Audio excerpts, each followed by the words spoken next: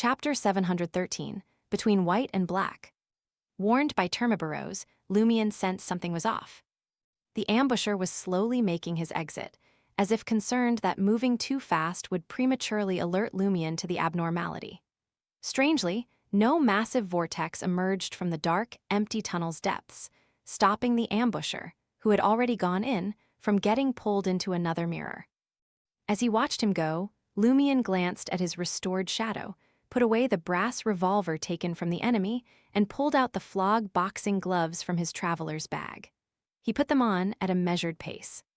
A moment later, blazing white flames engulfed Lumion's body as he transformed into a fiery spear that hurtled towards the ambusher's back. The ambusher's fears came to pass. He quickly evaded, ready to turn into a shadow and escape into the dark tunnel's depths with 5 decoys.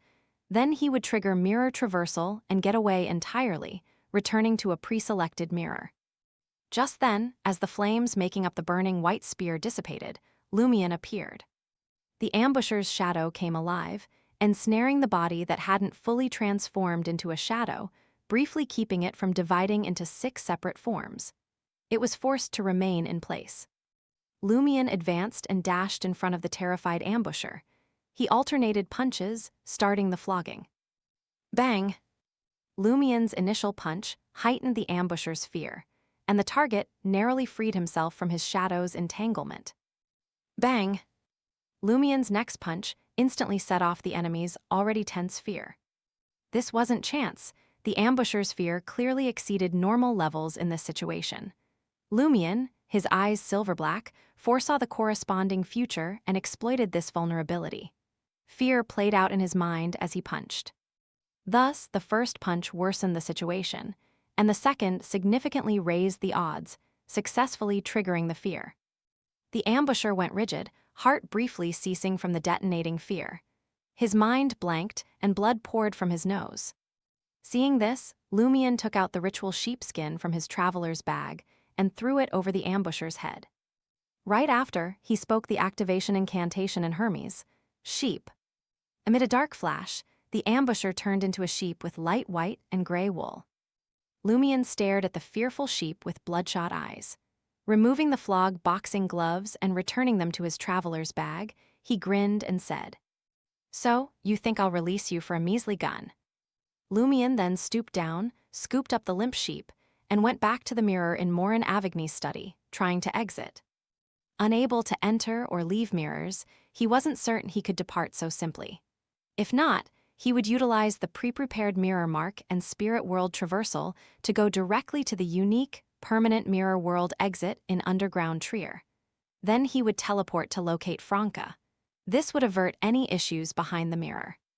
Lumion's vision faded and brightened as he emerged in Morin Avigny's study with the frightened sheep. He rushed to the window and warily opened it. Sure enough, Franca had exited the shadows and waited by the small windowsill. Realizing Lumion's mirror substitution had shattered, Franca quickly chose to investigate and check if her partner required aid. "You okay?" Franca whispered. "We'll discuss it later." Lumion threw her the sheep. Franca promptly caught the sheep and vanished into the shadows with it. In no rush to go, Lumion donned gloves and took care of the various traces he had left behind. Soon, Franca returned, using the primordial demoness figurine, her mirror, and demoness black magic to handle the anti-divination and anti-prophecy part. In an abandoned tunnel, close to the permanent mirror world entrance in underground Trier, Franca, now fully briefed by Lumion, eyed the quivering sheep and said eagerly, "How should we question it? Should I ready a mechanical typewriter like last time? But we've run out of truth serum." Anthony, sans gold-rimmed glasses and back in veteran garb, gazed at the sheep for a couple seconds before responding, "I'll talk with him." "Should we step out first?" Jenna asked out of caution. Anthony agreed with a nod. "I don't mind you observing, but he'll feel more at ease with less people, facilitating communication. Concerned our attendance will scare him and impact the hypnotism."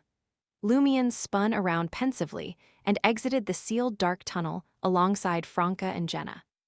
Soon, the sheep appeared with Anthony, no longer as scared and nervous. "You may cancel the animal creation spell," Anthony told Lumion, smiling.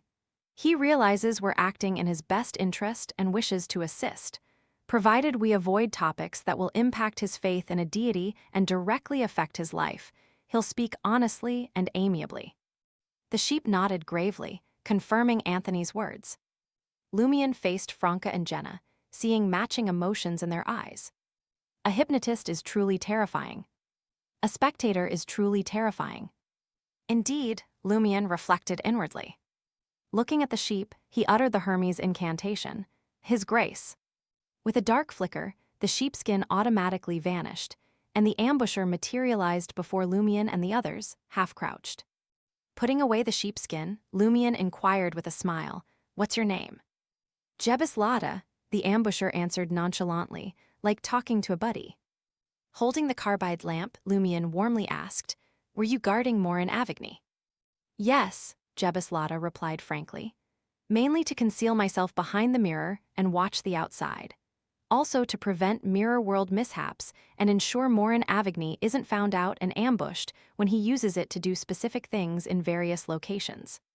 Security is fairly tight. No clear weak points," Franca muttered, taking the lead in displaying her demoness of pleasure charm. Grinning, she asked, "Which organization do you belong to?" Jebus's eyes were drawn to Franca as he reflexively answered, "The School of Truth." "Truth?" Lumion arched an eyebrow. Jebus didn't face him, gaze flitting between the two demonesses. "Yes, truth." Growing serious, he addressed Franca and Jenna in a proselytizing tone. "What do you believe this world's backdrop is?" Without waiting for the demoness's response, he continued, "It's not white or black, not light or darkness. It's the gray between white and black, the mist between light and darkness.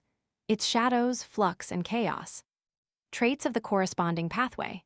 Well-versed in mysticism, Lumion thoughtfully switched gears. "Are you aware of Morin Avigny's identity?" This was their top priority now. Jebus nodded casually, as if conversing with a friend. "I am. He's part of the Tamara family, but was swapped with a mirror person from underground Trier." "Then why collaborate with him still?" Franca probed.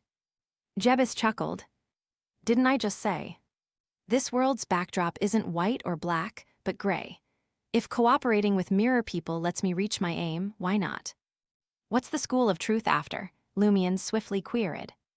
Jebus peered at Franca's face and lake-blue eyes, stating, "We seek to leverage Morin Avigny and other elites to slowly seize control of Inti's government, letting this nation have order yet shadows, plus a conduit for ordered communication and shadows.